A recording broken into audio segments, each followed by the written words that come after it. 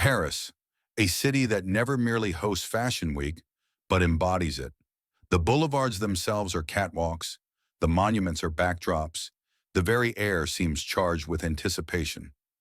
In September 2026, all eyes turned once again to the heart of the French capital, where Christian Dior unveiled its spring-summer collection. Yet the spectacle did not unfold only under spotlights or within the walls of the chosen venue.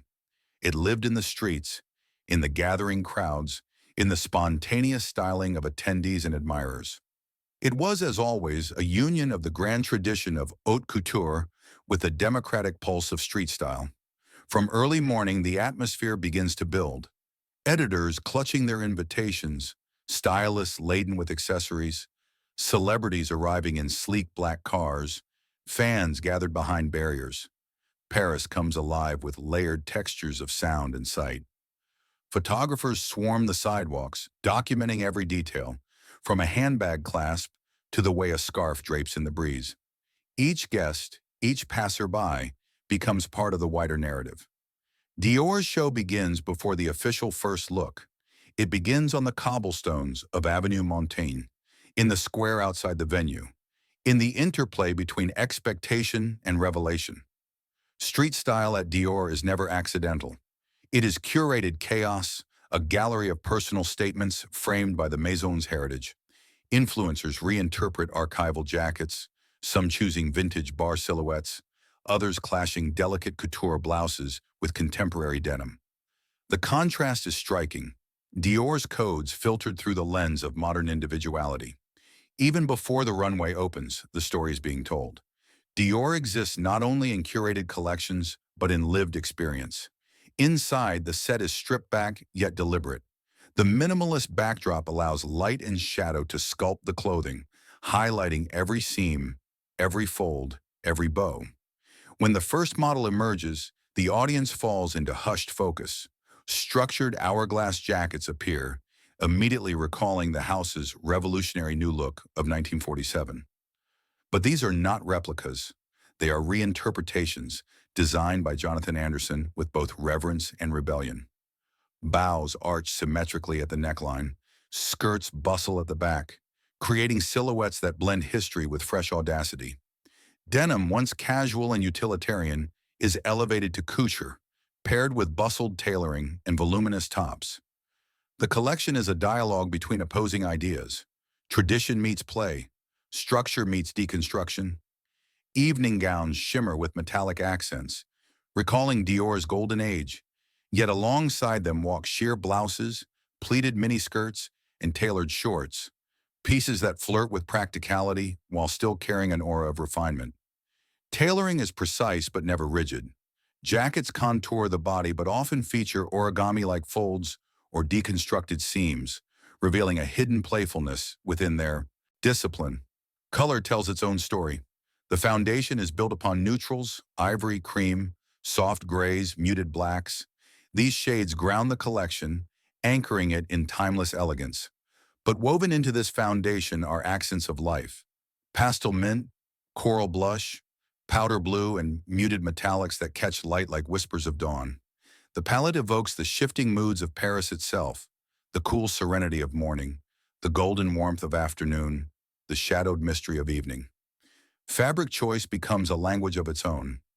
Heavy denim reimagined into sculptural skirts, satin layered with crisp cotton, lace panels inserted into unexpected places, hinting at delicacy beneath strength.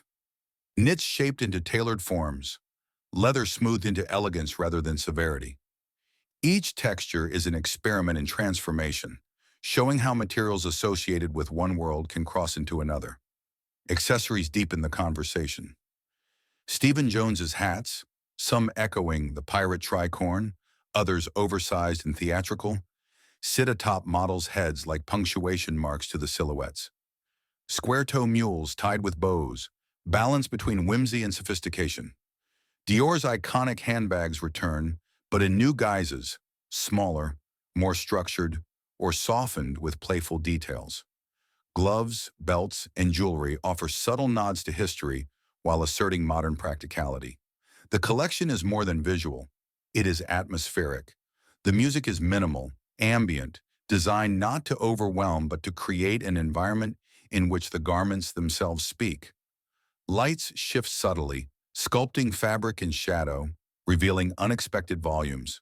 The runway becomes less a stage and more a living gallery, a space where art, fashion, and performance converge. Yet perhaps the true magic happens when the show ends. The applause fades, the models retreat backstage, and the guests spill once more into the streets. Here, Dior finds its afterlife. Street style transforms the high concepts of the runway into personal expressions. Charlize Theron leaves the venue in a look that blends power and sensuality. Shorts layered with tights, a biker jacket left unbuttoned, embodying both edge and elegance. Jisoo, adored by fans and photographers alike, interprets Dior's codes with youthful sharpness. A crisp vest, a bow tie, pleated shorts, a harmony of structure and play.